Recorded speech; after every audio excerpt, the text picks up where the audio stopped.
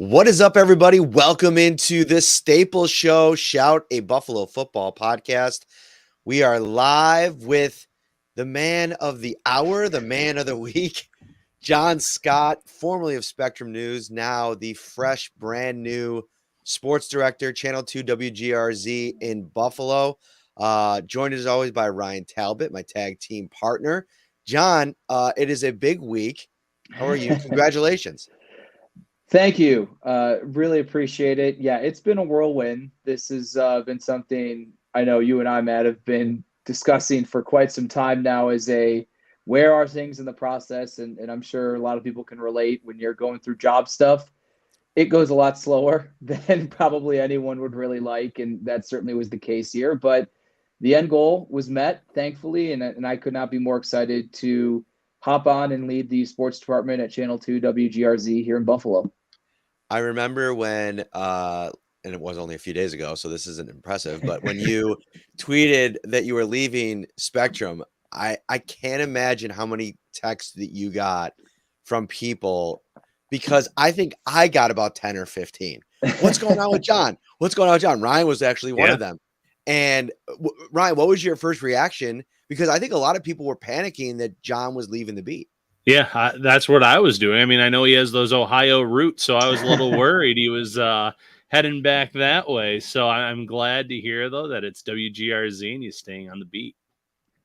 Yeah, it was. So it's funny. Friday, I thought, was overwhelming with a lot of responses and all of that. And then yesterday was a whole other beast in and of itself. And I announced my departure from Spectrum actually in the car after we played basketball last Friday morning, Matt. And so I had the entire day to get responses and kind of parse through all of that.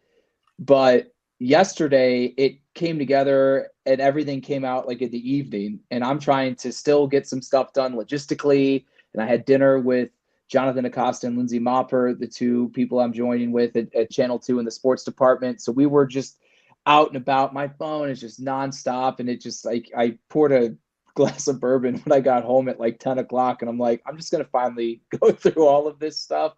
But great, I guess, quote unquote problem to have. And again, I could not be more excited. I've said this to other people. It's not just certainly to join this new team and get this new opportunity at Channel 2, but it's to still be a part of this group as well and be on the Bills beat. And I will not be there every single day like I've been for the past 7 years, but I'll still be there a good amount of time. I will still be fully into the Bills and be able to have these conversations, but also be on the road trips, be in the room, and have a lot of the camaraderie that I know we all get. And from talking to others in other markets, it's truly unique here in Buffalo. We're not all best friends, but a lot of us have a relationship that goes beyond just colleagues in a media room covering a professional football team.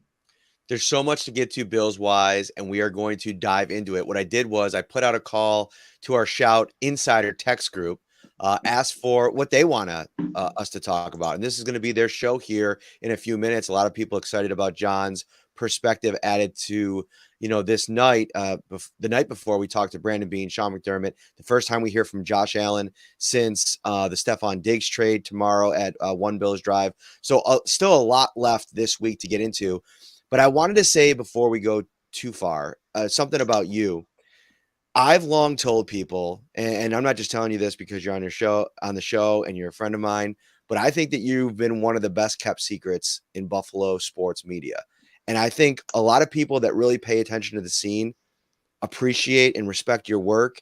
Obviously, this job is, a reward for years and years of just absolutely busting your tail, in the words of Sean McDermott and Brandon Beane, really just doing great work. And a lot of it was thankless. A lot of it was, I remember having those conversations when I first got to the beat, and I was trying to set myself up here, and we'd have a lot of conversations just about craft and about approach and about brand and everything like that. And the way that, you've kind of pushed through it all, and now to get rewarded on the other end of it, I'm super happy for you, man. I appreciate that. And it's mutual. The feeling is mutual. I will say this, and I'm looking forward, but just because I left a place, and you're not saying this, but just because I left a place doesn't mean it still wasn't a great opportunity. Right. And I was supported greatly by a lot of people at my previous job, and that allowed me to do what I was able to do. Literally was given a blank slate. I mean, TV people in 2017 locally were not doing beats. They were not single, I was probably the first to say, all you are doing as a television reporter in Buffalo or Rochester is you will be at the Buffalo Bills every single day. And that was, I think, something that allowed me to use my creativity and develop a vision for how I feel things should be covered. And I'm going to continue a lot of that stuff over at Channel 2 and have more people to divvy out, the things with, and maybe even continue to grow there. So I appreciate it. And to me, I would just say this, I was doing some reflection. A lot of people, whether it's jobs or things they're pursuing, it's not easy. And a lot of times you can get stuck in something where you feel like you've reached the end of the line, or how can things improve? I lost my very first television job because my station got bought by our competitor. I didn't have a job for a year. I lived in my parents' basement waiting tables. I then took a news photographer job where my shift was 11 p.m. to 7 a.m. and I sat in the car by myself and listened to police scanners. And I did that for 18 months. So I fought my way back to being an on-air sports person, and it was an untraditional path, but it was absolutely the one I was meant to take. And it helped build a lot of the character that when people aren't recognizing my work, maybe like they are some other people, it is what it is. Just keep grinding along, and ultimately it's definitely paid off. And that mentality will not go away. And I look to bestow that onto other people I work with. Jake Hansen on YouTube asking if Jon Scott fought crime. I don't know if that's the case, but you definitely kind of have a superhero look to you. So, or at least in the gym sometimes when we're playing basketball, when the three is kind of falling. I mean, Ryan and I are actually the true tag team here. We are the Bald Brothers, and I will also shout out, I know we're going to get to them, but the guy who asked the question, whose name was Ultimate Warrior, I told Matt that I think that was amazing. I almost actually wore my Ultimate Warrior homage t-shirt on the show. Nice. To give the shout out to the question guy. But yes, you have too good of hair to be a wrestler. Ryan and I could really mix it up in whether it's an octagon or the square. Love it. All right, we're going to get into this rapid fire list of questions here coming in from our insiders. You can become an insider right now by texting 716-528-6727. It's a 2-week free trial. Perfect time right around the draft. We're going to have so many takes over the next week to really dive into leading up to the draft. And then obviously everybody that the Bills select will have a lot of coverage on the text line that won't ever appear on social media or in stories. So that's the best place to, if you want specific analysis, if you want to ask us specific questions, that's the place to do it. And we're going to start with Brad Madden. Ryan, I'm going to give you this question to start us off. We'll go to John after that, and then I'll come back around as well. I always feel like Brandon Beane does something that is unexpected in the draft. That wasn't really on anybody's radar, something that's not really on anybody's radar. What's off the radar move do you think Beane could make that's unrelated to wide receiver? I guess it would just be not going wide receiver in round one, because that has been the talk for so long now. And you see Cooper DeJean in town, and he makes a ton of sense to me if he's on the board at 28 due to his position versatility, can play cornerback. The Bills have some question marks there in the near future, can play safety. I think a lot of us are not necessarily settled on the safety room right now either. So there's a lot of value there. Latu out of UCLA is one of my favorite edge rushers in this draft, but he had the next fusion surgery a few years ago. But I guess for me, it would just be going with a defensive player where everyone is expecting it to be wide receiver. John? I agree. I think it would be if they went defense. And I think the only other, I guess, surprise, unexpected move is a trade back. Is all of this conversation, and we will get into it, I'm sure, as this show goes on, is how willing is Brandon Beane to push how far up to get a wide receiver is the strongest conversation most have.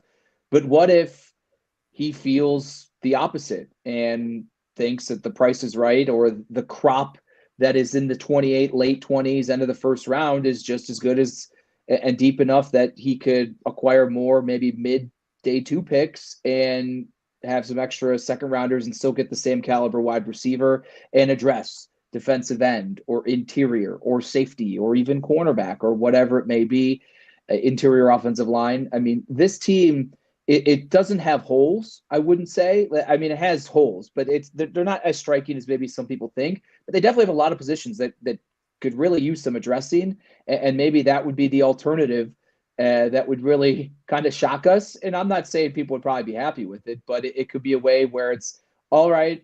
It was too steep a price to go up to get one guy, so let's move back, and maybe we can address the same positions, just maybe even twofold. Ryan, we talked about. I'm going to throw a couple players at you and a couple of positions as well here in a second. Can you hear that in the background? I open up. Did you hear anything in the background? I didn't know. See, that's so interesting because when I open up like a new tab on my computer and if it starts playing a video, it blows my face off, but it never pops up on the screen here. It was just awkward because I was talking while it was happening. I'm going to throw two positions at you guys and two specific players. And we kind of talked about one of them, Ryan, at Wingnuts the other night. But I think like if we're thinking about what could potentially go completely off the radar, completely swerve, I'm thinking about potentially a tackle at 28, an offensive tackle. And I'm not sitting here advocating for it. I'm not even sitting here saying that that would necessarily be a pick. But I do think that if you're thinking about 25, 26, with the way that the Bills have started to reshuffle the deck in a lot of different position groups, that's one down the line where you're thinking, okay, how many times can you possibly be at 28 and have the kind of quality at that position like you're going to have in this year? Like the tackle class goes super deep in the first round. There could be up to 6, maybe even 7 offensive tackles selected in the first 32 picks. So what I'm thinking is if a guy that the Bills absolutely fell in love with, and I think of a guy like Tyler Guyton out of Oklahoma, who's a very raw player. You get him at 28. There's first round quality there, but maybe not ready to play right away. You don't have to move off of Spencer Brown. Like I know we've talked about this before on the pod, Ryan, of maybe trading Spencer Brown to try to get more draft capital and moving in a rookie. I don't think you have to do that. I think you could draft Guyton, have him be your swing tackle, maybe move Lyle Collins inside. This is just one scenario that I wouldn't at first glance, I'd be like, wow, this is kind of off the wall. I don't know if I'd be into that with the wide receiver need being what it is. But if you can't get one of those top 3 guys, and if you're not over the moon about Brian Thomas in terms of getting up and trading assets for him, I think we could be looking at a potential best player available situation. And this is the first position. I'll leave it up to you guys to discuss. Yeah, so let's start with tackle there. Jordan Morgan makes a lot of sense to me. Tackle out of Arizona, 30 visit with the Bills. Someone who has seen his stock rise quite a bit. The fact that the Bills brought him in for a visit tells you that there's some kind of interest there and potentially. And, you kind of already said it. Spencer Brown is entering the final year of his rookie deal. You're really happy with the way that he played last season if you're Brandon Beane, Sean McDermott. But he's also had some back injuries. He's had some surgeries. There were some durability concerns early in his career. So you do want to have a potential next man up. And maybe you feel like Ryan Vandemark has the versatility to flip over to right tackle at some point. I thought he looked a lot more natural at left tackle personally. But Jordan Morgan, in terms of the value, yes, that's a first round talent where when you get past the 4 wide receivers, as you mentioned, I think the first 3 are clumped in their own tier. I think Brian Thomas Jr. is clumped in his own tier. And then you get to those next guys. Can any of those next guys develop into a true number 1 wide receiver? That's what the Bills have to determine if they're going to take one at pick number 28, if they stay put, that is. So there's going to be other positions, tackle, cornerback, safety, where there are guys there that are definitely first round talents, probably higher up on the board. And we know that Brandon Beane does stay true to his board. He's not going to reach for a player just because it seems like it's the biggest position of need. I think a few things here. I think in general, you're really going to get an early indication of how Brandon Beane is viewing the roster in 25 with certain players at certain positions if they do not go wide receiver in the first round. I think tackle would certainly be one. To me, I think, though, the tackle would have to be so much strikingly higher than the next 1, 2, 3 guys on his board for them to go that route. If those next 1, 2, 3 guys are wide receiver, interior defensive line, edge rusher, frankly, even a guard or a safety, I just feel like those are positions that could satisfy the now as well as the future far more clearly than it would be if you went with the tackle. Because if you're drafting a tackle, you're not keeping Spencer Brown. You're not paying him, even if it's a valuable contract there, because you're not using a first round pick. It's not like the third round pick where he goes and picks Dorian Williams and there is no path for him to play because you have an all-pro in Matt Milano and seemingly a great player in Terrell Bernard as your linebackers. Outside of injury, you just burned a third-round pick on a reserve. You can maybe get away with it in the third round. Even I still am critical of a decision like that. You can't get away with that in the first. So it would simply be we're drafting a guy that's a tackle and we're pushing Spencer Brown out. And that's just also a weird dynamic of sorts to have on your roster, I think, one that is in such transition as well. So I think tackle would have to be, again, some guy they'd have to have ranked what? In the teens on their board. And then it gets to them in the late 20s and they're like, oh, wow, this guy is 5, 6, 7 slots higher than our next guy. And even though those positions are of a greater need, we legitimately could not pass up on the tackle. That to me would be the only avenue that I think he would go that position, that high. So let me just push back a little bit just because I'm thinking this out and how it would be viewed if they did go tackle. Twofold. Number one, all they ever talk about is like competition, position competition. They don't want anybody to feel safe or like it's their job. And listen, I thought Spencer Brown had a like low-key breakout season. Like I don't think he was a all-pro or a pro bowler, but where he was to what he did last year, I'll give him credit for a breakout season.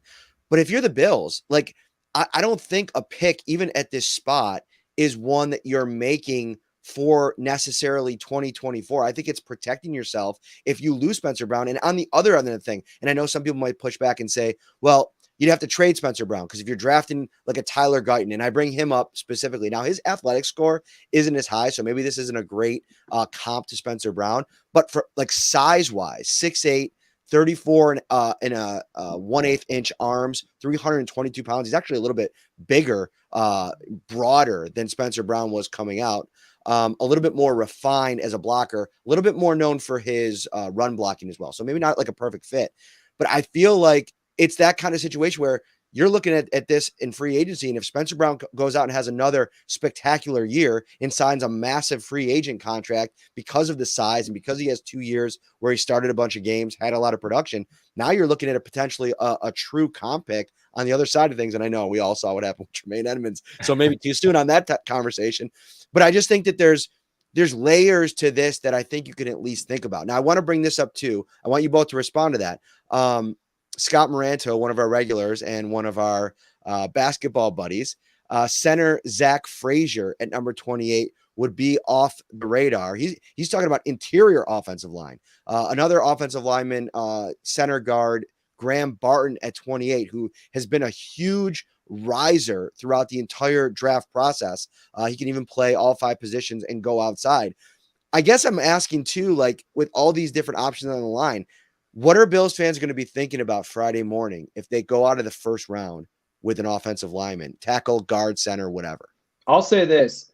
Interior offensive line makes a lot of sense to me. And I've brought up with other people, Eric Wood was drafted as a guard, and then they kicked him in. And to me, while it's been reported and discussed that Connor McGovern is going to play center, remember Deion Dawkins made a very clear point at training camp before last season. He's never gone back-to-back seasons in his Bills career playing next to the same guy at left guard. And the Bills offensive line was pretty good last year. And I think mixing it up, if you don't have to, why do that? Or just add another piece to where, all right, between David Edwards Connor McGovern and this rookie. Let's see which two of the three are the best fits, and then at the best spots. And then you still got the rookie in there that even if they don't get up to speed at the same pace as Osiris Torrance, which was extraordinary. I mean, that's about as best case scenario for a rookie offensive lineman as you're going to find. So I think it would be probably automatically unfair expectations for anyone on the offensive line to immediately be thrust into that, and people just automatically thinking, oh, well, Osiris Torrance just did it. But I think that would make a lot more sense, because also you have two spots to deal with here. You could either put him in at center, you could either put him in at guard, and either way, there's room for them. Whereas at tackle, I just don't think that would be it. So interior offensive line, yeah, it's not really discussed a lot in the first round, but I absolutely would think it would be fine. And again, it's all about Josh. And yes, that's the sexy way to look at that, is who he's throwing the ball to. But what if he doesn't have to run around like a chicken with his head off and play Superman, because the offensive front is continuing year after year to be more of a protective element for him. And that also could help the running game, which I'm not saying run the ball more, but maybe if James Cook can get free until the point of attack, that could also spring things up. So Bills fans wouldn't like it, to get back to your original question. They wouldn't like it if it's not a wide receiver. Let's just be real. That's what it's going to be. Right. If it's not wide receiver, they're not going to be happy with it, but that doesn't mean it would be a bad pick if they win a variety of other routes. Yeah, I would probably have to fire up a reactions article pretty quickly on Thursday night if the Bills do go with an interior lineman or even an offensive tackle. But a guy like, Graham Barton, another player that Scott mentioned, makes a ton of sense because he can play center, he can play guard, he can play all over that line. He's, like Ryan Bates in terms of what Bates could do for this team, although I think Barton has a much higher ceiling as a player. So one thing Brandon Beane has always done is build in the trenches on both offensive line, defensive line, his entire tenure here. You get someone in that can either take over that left guard spot and then give Dion Dawkins someone that for the next few years can be that player that can play alongside him, or you can keep McGovern there for year two and kick Barton inside to center, have that young core there of Barton and then Osiris Torrance side by side, and potentially with Spencer Brown as well, and really put together a solid line to John's point, that allows Josh Allen to not have to run around, to not have to take off and run after a few seconds to scan the field. And eventually guys in this system will get open from what we've seen when Allen does have some time. The other position I wanted to kind of zero in on was cornerback, because, I kind of look back and maybe I was a little bit hasty in dunking on Mel Kiper a couple months ago when he had the Bills taking TJ Tampa. Part of that was just like, I had not seen anybody talking about this kid, and he goes out of left field, and the way he set it up was brutal. He's basically like, the Bills lost Poyer, they lost Micah Hyde, so they should draft a cornerback in the first round. So it was weird. But the more I sat with the idea of cornerback, the more I'm like, okay, you go into draft season last year, into the college season last year, and Kool-Aid McKinstry was like everybody's top cornerback. Like if you were doing like big boards, right? Like going into the college season, he obviously had some really tough matchups throughout the season. But what I like about those Alabama corners, him and Arnold, is that they're battle tested, right? Like when you play for Alabama, you're playing elite wide receivers week in and week out. You're playing in big time games in the playoffs, all that kind of stuff. So I like the idea to at least consider one of those guys. But I think, go back to what you said originally, Ryan, to me, Cooper DeJean is like the dream scenario. And I think it says a lot that the Bills brought him in to take an extra close look, kind of get them probably in their building, see if he kind of is able to kind of pick up all the different things that they want to do. Maybe have Bobby Babbitt spend a little bit more time. I mean, go back to 2017, 18, 19. I don't think there's a guy better positioned right now outside of Sean McDermott than Babbitt to figure out, all right, who do we really want to invest in? If we're going to invest a day one or day two pick in a potential safety, and who knows, maybe he'll be a cornerback. We could figure that out on the other side. But in terms of a defensive back, I think Bobby Babbitt has a great baseline for what it's going to take. And I'm very intrigued by the fact that they've spent a lot of time with this guy. And DeJean to me is what's really intriguing about this visit, because there's a lot of 30 visits where nothing ends up happening. They don't get drafted. DeJean only had enough time to make 4 top 30 visits between now and the draft, and the Bills were one of those 4. If I'm DeJean and his agent, I'm only going to places where I really think this is a potential landing spot. And for the Bills to be one of those 4, teams, I believe it was them, the Eagles. I cannot remember the other 2 off the top of my head. But that tells you that I think there's mutual interest that DeJean is, wants to potentially come to Buffalo and play in this defense. And for Buffalo, it makes a lot of sense at 28 if those top 4 receivers are off the board. And I think there could be more than those top 4 that are off the board by 28. If a run like that happens again, the Bills shouldn't just have to sit there and say, well, let's take this next guy. We don't have a first round grade on him. If a DeJean is there, you're going to run up to the podium for a guy like that because the grade, the versatility, the need at cornerback, Rasul Douglas being 30, Christian Benford, as good as he's been. Again, he's missed some time in his career here in Buffalo. You want to make sure that you have someone that you have long-term faith in. And, as good as I think he can be at corner, I think DeJean is a perennial or a possible all-pro type safety. So you like what he brings to the table. You like that position versatility and how they could even use him as a rookie in year 1. I mean, you talk about a dream chess piece for Sean McDermott and Bobby Babich. I mean, there have been other Jeremy Chin, Kyle Dog. I mean, we've heard other names in years past that Bills fans, when the cupboard was stocked offensively and at other positions more, they loved the idea of those types of players. And this would satisfy all right, maybe year 1, you pair him with Taylor Rapp. And then year 2, you see, do you want to sign Rasul Douglas to a medium, 3-year deal extension because he's been doing well? Are you in or out on Kaiir Elam? How does that shake out? Or does he finally, after 3 years, develop into someone you can put onto the field as a first-round pick?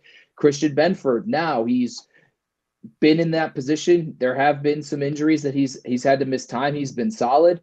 I think that would be a perfect scenario of this fills multiple holes. We just don't have to force it one way or the other. My only hesitation would be this, and I know Matt and we've discussed it on some of my previous shows, is with this draft, I would like to see Brandon Beane go more with, this is what this player is, and this is what we're going to ask them to do. I think some of his misses have come when it's, let's draft a press corner in Kaiir Elam and try to force him into a zone scheme. Let's draft a bull power rusher at 285 in AJ Epinesa and ask him and turn him into a speed rusher and basically lose 2.5, 3 seasons of his career. They tried to do some body work with Boogie Basham and change him a bit as well. That never worked out. You could even point to someone like Spencer Brown. It took being healthy and year 3 to get the best out of him as a guy who was, I believe, a tight end and was not even playing the position at North Dakota not North Dakota, Northern Illinois, Iowa, And it's like, just find a guy whose skill set you like that can fit with that skill set and what you're doing.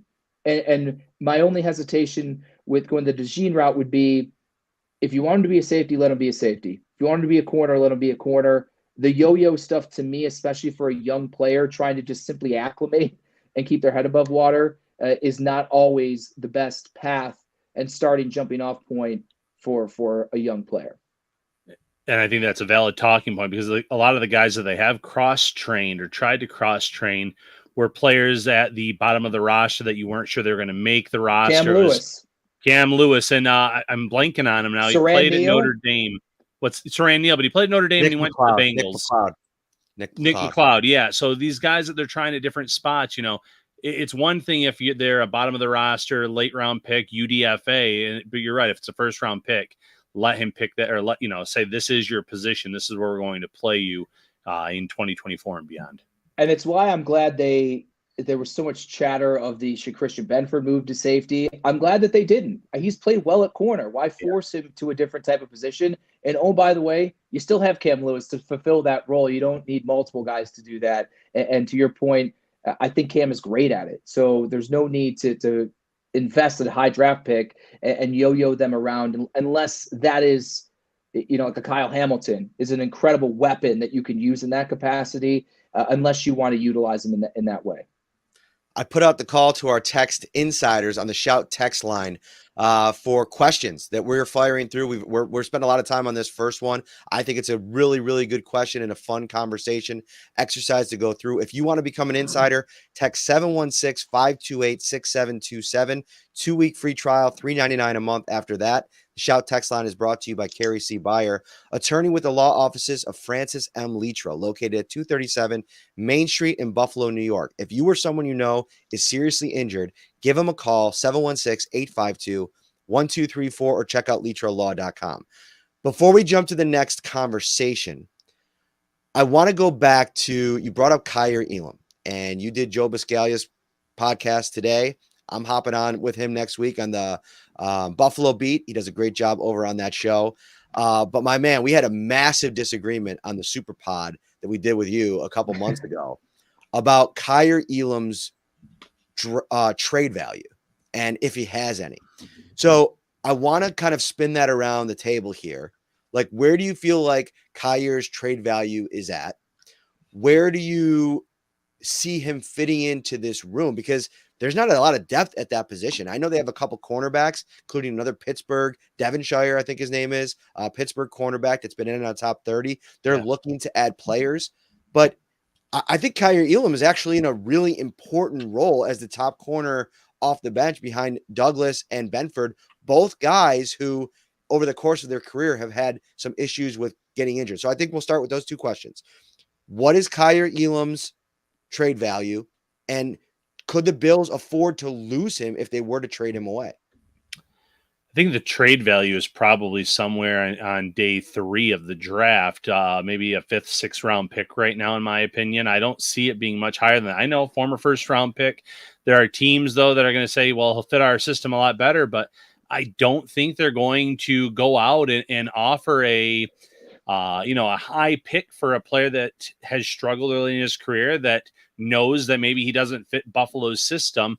I think that they might just sit there and say, if Buffalo really wants to move on from this guy, they're probably going to take him for, pennies on the dollar. So I don't think that he has a high trade stock, but I do think you could still get something for him. Absolutely. Joe brought up the idea when we were discussing it earlier of maybe Kaiir being part of a package if the Bills chose to move up. And it would, again, probably not satisfy, you don't have to give that Minnesota 2nd round pick because you're giving Kaiir Elam. I agree. The value, I think, overall is low because, yes, part of the conversation just generally over the past couple of years has been, he makes some good moments in games, but he's still just not getting on the field. People confused a little bit there. I just don't think he's shown enough on tape. And I think people probably either talk and or trust the Bills and their coaching staff, especially Sean McDermott, and say, well, if Sean's not comfortable bringing him out there, then why are we going to give up something now as he enters year 3 to do that as well? So I don't think there's a whole lot of value to trade him. And I almost feel like that's why a year ago, going out of camp, to me, that was the time, is if he's not going to make the team, they had good depth last year, and he didn't show enough, but now he's basically sat on the bench for a year and a half at this point, and I just think the value isn't there. So you might as well, you're not paying him a ton. And I just figure, to your point, Matt, of who else is their next in line corner, which seemingly is always called upon for at least a few games over the recent years. I say you just keep them, and who knows, maybe they'll luck out. And I also just feel, for better or for worse, the Wyatt Teller trade is forever going to be in Brandon Beane's mind. And he's going to rather, I think, sit maybe a year or a season too long on a guy just to solidify the fact that he is or is not the one that they selected, rather than pull bait early. And most would probably argue that at this point it would not be early, but would rather pull bait a little late than pull it too early and have a guy like Kaiir maybe go to a better fit systematically and thrive. So there's a lot that goes into this, because you're right. Like, there's going to have to be a scheme fit, but this is a guy that was a 1st round caliber player, has sub 4.4 speed, ran a 4.39 at the combine. And I think that if you want to talk about like being competitive, like in big game situations, I think that he has actually put some pretty good stuff on tape. Has it been consistent? No. And, we've well documented the struggles of Kyrie Elam. But I also think that we're forgetting the fact that guys have gone for crazy hauls around draft time in the past. I mean, there's always like a trade where you're like, really, that guy got that much? I mean, this is a uber young player. I mean, he's what, 22, Ryan? We were just talking about 22. Yeah, he's still very young. He was very super young, right? And so I think if you're like, I think he could yield as high as like a 3rd round pick. And I think for a needy team, I look at a team like Indianapolis who needs a cornerback. They're going to probably have to draft one this year. Maybe you did some work on Elam. You liked him his draft year, whatever the scenario. I'm just baking something up, right? They come to you and they offer you 82. This year, you're doing it 100%. If you're getting a day 2 selection, I would. He'd probably be at a loss for words because he'd be so shocked that something like that would happen. Make sure it's not a prank call, right? Wait, is this Brandon? Brandon. He'd be like, "Did Shane hire someone to bust my chops here and really get me going put me on tilt on draft day?" Yeah, I mean that would be amazing. And I would just add this. And this is what bakes into me of the Kyrie Elam thing. We do, Matt, we're there.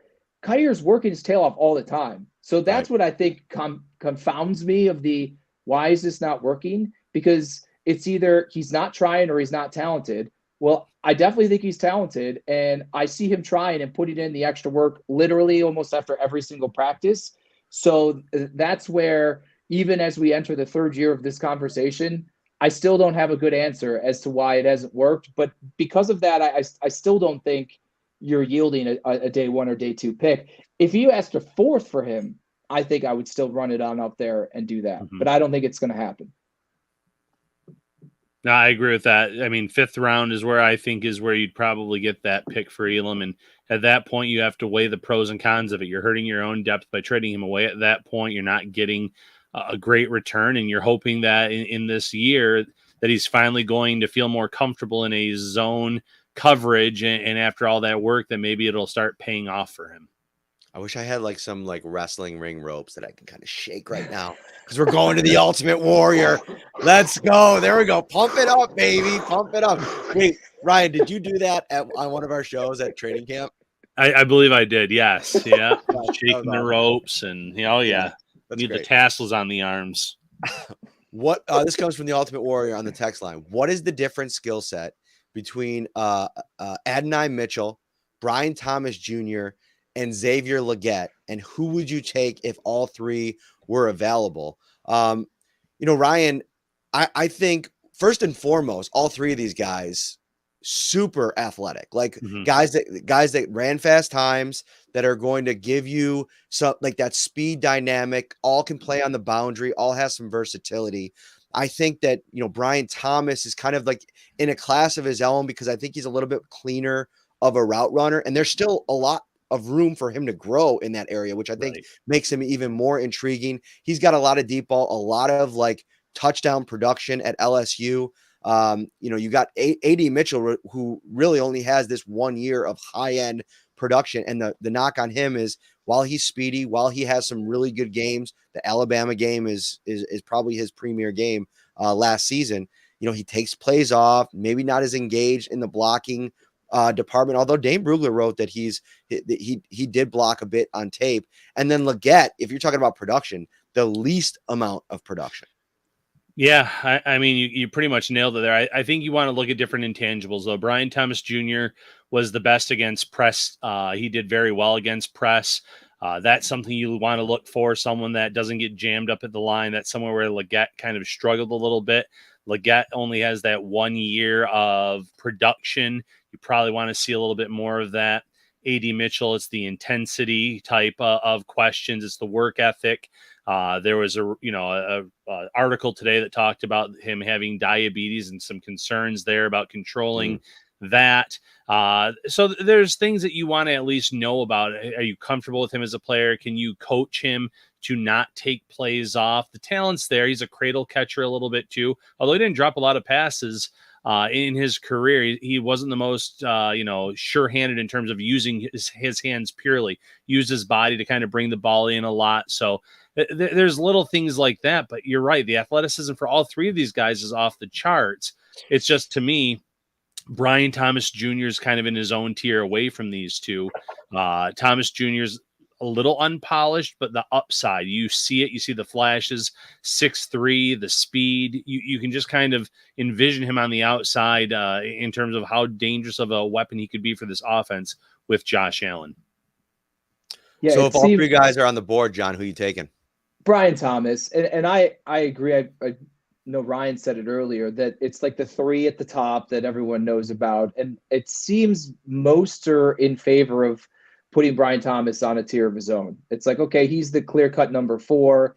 And then it's almost a dealer's choice, or just throw him in a bucket. And the margins between the Mitchell and Leggett and Polk and some of these other guys, you're even starting to see names in these mocks that are shooting up from what you thought was late second rounders to push in the first and all of this. And that's where, again, when you get to the trade conversation and what the Bills do and best player on the board is, it almost seems like it's 3, 1, and then everyone kind of jumbles them all together. Yeah. And that's where, do the Bills feel they have to get up to go get, because maybe, okay, we're not giving up next year's first, so the top 3 guys are out of the equation. Then it's, what we think we can get Thomas, we'd have to mortgage maybe, next year's second or whatever it may be. Or is it, okay, well, we don't even want to do that, but we like 10 of these other guys and we think the margins are so slim that we'll just stick around here. That's the interesting part of it. I also, as we're discussing this, was trying to think back.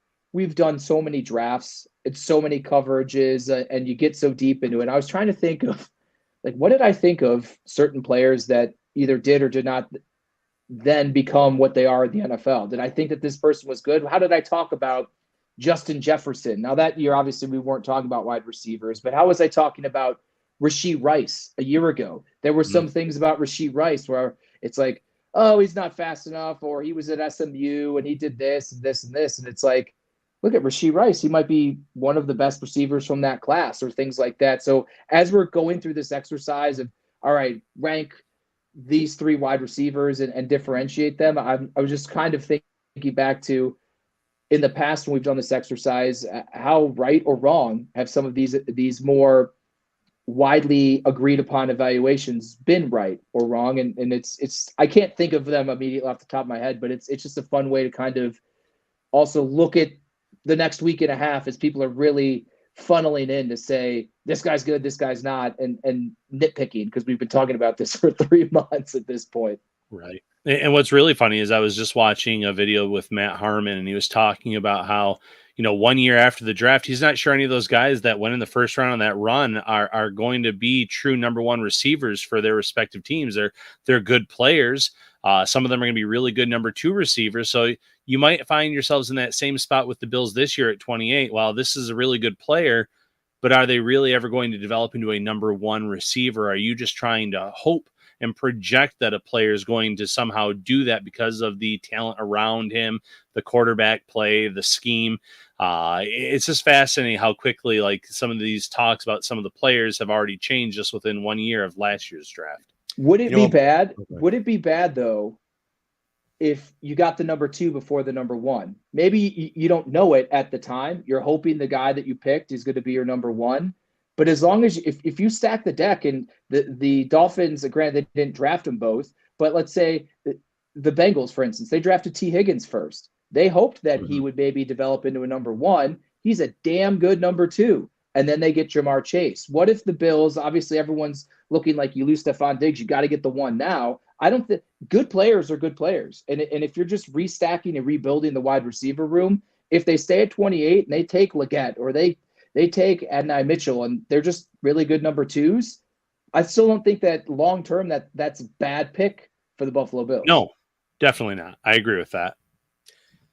Let me throw another thing in here. Like, is there room for a number 1 wide receiver in this offense at the target share that comes close to what Stephon Diggs was getting, knowing what I think we know about what the Bills want Dalton Kincaid to be.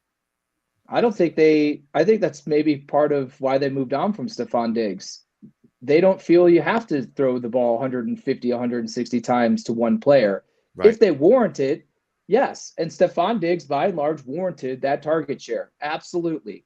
But maybe in the evolution of the offense, which all offenses go through it, even with great quarterbacks, maybe instead of funneling 160 targets to one guy, if you distribute that more evenly to Curtis Samuel and James Cook and Dalton Kincaid and Khalil Shakir and whoever they draft, or two people, and Dawson Knox maybe gets a boost or whatever, maybe that actually makes them more potent because they're less predictable. That allows Joe Brady, more flexibility in the way that he can call and personnel packages and things like that.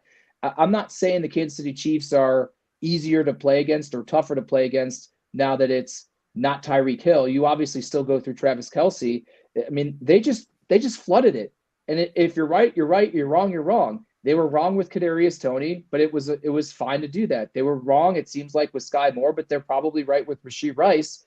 Just keep doing it and distributing the targets organically how they need to go. That's the offense that they like to run. And I think if maybe you don't have an alpha, this is our number one, maybe Josh can play a little freer and just throw it truly to where it needs to go. I think, Ryan, that's to me the argument for not trading up. Right. Like letting this thing play out, and maybe even the argument for trading back, because I really think they need to accumulate enough ammo. I don't think that they have enough day 3 ammo to get up into round 3 on its own and then potentially get up in round 2. Like they have a bunch of picks on day 3, but I just don't know if the chart will allow them to do that. So if you don't want to go that route and you see guys like Tank Dell, Amon-Ra St. Brown, who've had the kind of impact on their teams that they've had, then they've been kind of like 1B receivers, but in a 1A role when they've had their like real success. I think you wait and you find the guy that's going to, whether it be like John said, Leggett, McConkey, Pearsall, there's a bunch of guys out there. Javon Baker, I know a lot of people like him as well. Maybe you wait in that department and you go up and maybe get aggressive, in the first round. If you really want to get aggressive, maybe you trade up to get DeJean or Latu, if that's the route you choose to go. Yeah, and if the Bills were to trade up, I would say you need to go and you need to be aggressive to get one of those, the Roma Dunze, which, again, I don't know if he falls out of the top 10. Because if you do go and get a guy like that, you say this is our number one of the future. And who cares if we give up a future one? Because we're going to be picking in the late 20s all over again if everything goes right. That's the one thing I've always said about the Bills is if you're going to go for it, you need to go for it because, yes, you're going to get a good player at 28 more times than not, but you're not going to ever get an elite player at 28. Elite players don't generally fall into your laps at 28 in terms of those wide receivers, those skill set, those skill players. So if they're going to do it, they need to go and go big. And if they're that high in Brian Thomas, I'm okay with that too. But if not, yes, stay put at 28. Yes, there's going to be a run on wide receivers. There might be a guy that you love there at 28, but if not, DeJean is a great consolation prize because he has a skill set to be a great defensive player. Latu, if you feel good about his neck, he's a guy that could emerge as a great pass rusher for a team where they've missed on a lot of guys in this draft. Or I don't want to say missed because I don't think that's fair to Greg Rousseau, but he hasn't developed into the pass rusher that maybe they were expecting. It took AJ Epinesa a long time. They definitely whiffed on a Boogie Basham type of player. But if you can get a Latu at 23.5 sacks over the last 2 years, really good with his hands, really explosive type of player at 28. I don't think there's any fault in the Bills doing that. And to piggyback off of Ryan's point about it's worth it to do the one if you're going to go up and get it. For everyone who says, oh, well, you can just stay put and look at Amon-Ra St. Brown and Tank Dell and Rashee Rice and all these people. Right. Those are not the rule. I mean, yes, there's talented players you get in the second and third. And you could literally go through the test of time and say, oh, well, they found Russell Wilson in the third round, so why draft a quarterback in the first round and all of this? But the odds and history ultimately show you when you pick CeeDee Lamb in the teens, you're getting the best wide receiver in the draft as opposed to the guy that's below. When you're drafting Jamar Chase in the top 10, he is better than everybody else. Yes, you can get Justin Jefferson at 22, and yes, you can get Antonio Brown in this round, and yes, Tom Brady was a 6th rounder. Those things happen, and there are guys that either are late bloomers or blossom, or some of their intangibles just didn't test the same. But by and large, it is the test of time that says the players that are drafted higher usually have less flaws that would make you think there's going to be variation and a poor transition from college to the pros. So if they go in and say, we need the number one, I don't want to mess around and roll the dice like they did with Diggs when they acquired him, and say, I know Roma Dunze is this, I know Malik Neighbors is this, give up the one. You're paying pennies on the dollar in terms of the actual price tag on your cap for a wide receiver of that caliber, and you're doing it for 5 years at the heart of Josh Allen's career. So if they, in their heart of hearts, truly believe that those 3 guys are instantaneous, all-pro caliber Pro Bowl guys, you do it, because Josh Allen will then be linked up in the prime of his career with a guy that this organization, scouting department, and as a whole believes is a can't-miss wide receiver. Well said. I want to get one more question in here before we get out of here. It's a fun one, a little bit different.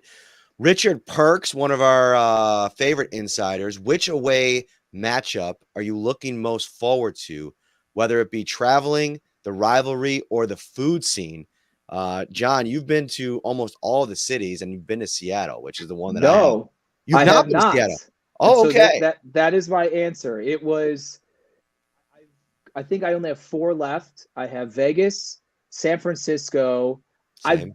I've been to 2 games as a fan in Arizona, but never as covering them.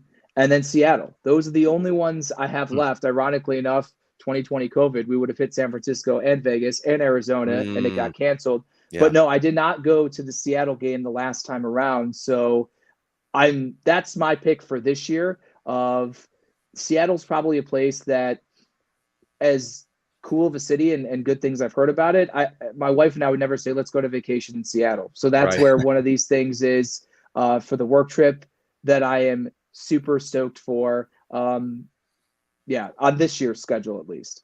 Ryan, I know it's tough because we got to wait for the schedule to actually come out and kind of look at a lot of different factors, but usually travel to 1 or 2 games every season. Which ones do you kind of have like, oh man, if it works out, I really love to get there? The Rams, I want to check out SoFi Stadium. I haven't been able to check that out yet. In terms of the game itself, I would, the Bills versus the Texans, the Stephon Diggs game, I would like it for that. I think the atmosphere would be electric there for that matchup. We were in Houston together a few years ago for that wild card game. Good food scene, good time in general. Great. I enjoyed the stadium a lot too, but for the game itself, that one is going to be a fun away game for Buffalo. Dude, the food in Houston has it as a solid number 2, and it would be number 1 if not for Seattle and the fact that I've never been there. I've heard the environment's great in the stadium, so I'm excited for that in Seattle. The scenes there, like the food, obviously the birthplace of Starbucks. I'm a big Starbucks guy myself, so I'll probably hit a couple of the original spots, but I'm excited for that. Houston's amazing. Let's play a little different game, our least favorite road trip. And for me, I'm glad you want to see SoFi Stadium. I've been there twice now. LA sucks. Okay. And that is my take. I don't like LA. I'm a West Coast guy. That's coming from a West Coast guy. Lived in Vegas for 5 years. I absolutely loved it. I love California. I love San Diego. I love Sacramento. I'm sure I'm going to love San Francisco eventually when I get there. Dude, LA stinks. Literally. It smells bad. And everything's hard in LA. Like getting around, getting to the airport, getting your rental car. Like, or if you're Ubering, it takes forever. You get to your hotel. You're in a million people. I don't know. It's just, and that's coming from also somebody that loves New York City. I'm not an LA guy. And I took some heat for this take that I put out on social media last year. I love LA. Okay. I love LA. I love it. And I would prefer it not in September when there's a historical heat wave and it's 120 degrees and I'm wearing a 3-piece suit. That would be great for me. So I love LA. I'll say this. I'm not a fan of Baltimore. Sorry. Like my family grew up in the DC metro area, spent plenty of time in Baltimore. M&T Bank Stadium's nice and all. Like, that's fine, but Baltimore does not do it for me. Fells Point's fine, and I've had some good times, but Inner Harbor, no, I'm out. The crab cakes are fine, but no, like, I'm out. I'll go with Detroit because we've been there a few times already. Unless it's another Thanksgiving game, Matt Parrino. Boy. You have never seen, like, the City of Commerce or the Commerce Department of Detroit should hire Ryan Talbot to do its like yearly pamphlet. I've never seen a guy so jacked up to go to Detroit and on Thanksgiving of all things. Like, nothing's going to be open. It's going to be freezing cold. Like, terrible. And then Ryan. you have to walk like a mile from the parking garage to get to the stadium. Anyway, and they had a parade. My hotel was blocked in by their Thanksgiving Day parade, and I'm looking with all this TV gear of like, how the hell are we going to get to this game? Lug in all of this stuff. It was chaos. My car was boxed in. I couldn't even take my car to park in the lot. But the one redeeming quality of Detroit, which is why it was not listed as my least favorite, Ford Field is in the running for one of my favorite stadiums in all of the league. Oh, that's a great Lucas point. Oil. Yeah, we should bring that up. Lucas Oil is in there too. So from an actual where we are at with the game and all of that, Detroit city-wise, probably at the bottom of the list. It's in there with Baltimore for me.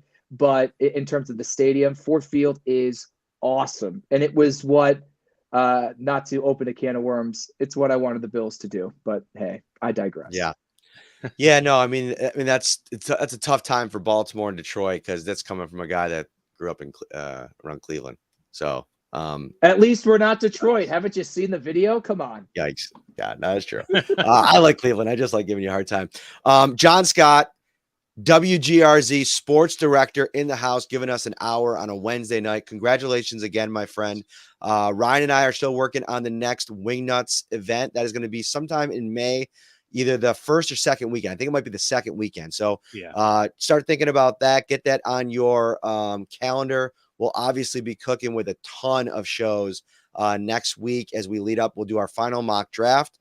We might even have a couple guests on. We got to reach out to our good buddy Carl Jones in Rochester. He killed it last year. I think you did the mock last year too. So we'll do all that. Enjoy the rest of your week. We will be live with a short show tomorrow after we hear from Brandon, Sean, and Josh Allen. So we'll see you then. Thank you to Jon Scott. Have a great night, everybody.